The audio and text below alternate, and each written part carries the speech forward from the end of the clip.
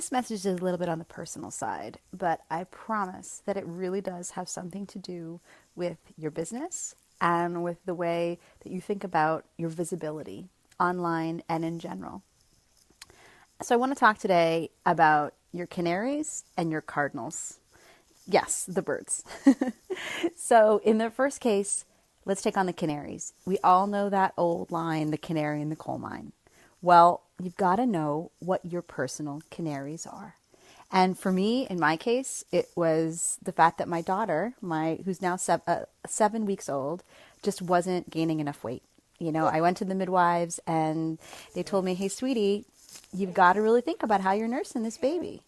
And I was the one who realized it was my multitasking. That was really part of the problem. I was trying to do too many things. At the same time, I wasn't focused enough on what really was my biggest priority when I stopped to think about it. My baby and her health was my canary. I knew something had to shift. And then there's the cardinals. Now, this is more of a personal reference, but I think we all have those signs that we get that something good is going to happen, or that we're taken care of, or that just as bad as we think things might be, there's hope. For me, it's the cardinal.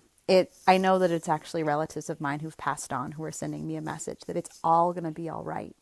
In that same way that you got to watch out for your canaries that show you something's wrong here, pause, you've also got to think about what are your cardinals? What's telling you something's good, something needs your attention. You need to slow down and see it. You need to listen for it. Now, in both these situations, it's about listening. It's about and watching. And it's about really observing what's good, what's not good, what needs your attention, and what's sapping your attention. And it's really keeping you from being successful.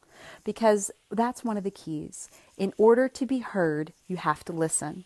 In order to be visible, you have to watch. So how can you apply these to your business? How can you think about these examples of watching and listening and apply them to how you are trying to be seen and heard online? I am betting right now there are aspects of your business that you could probably use as your bellwether, as your canary, to say, on the right track, not on the right track. And I'm betting in the same way, there's little beacons of hope, even when things seem really tough and too chaotic and too scattered.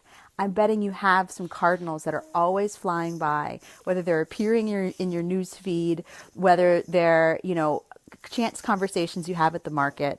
There are ways in which something out there in the universe is trying to get your attention, because you know what? You are destined to succeed as long as you're on the right path. As long as you're paying attention, you really will get there.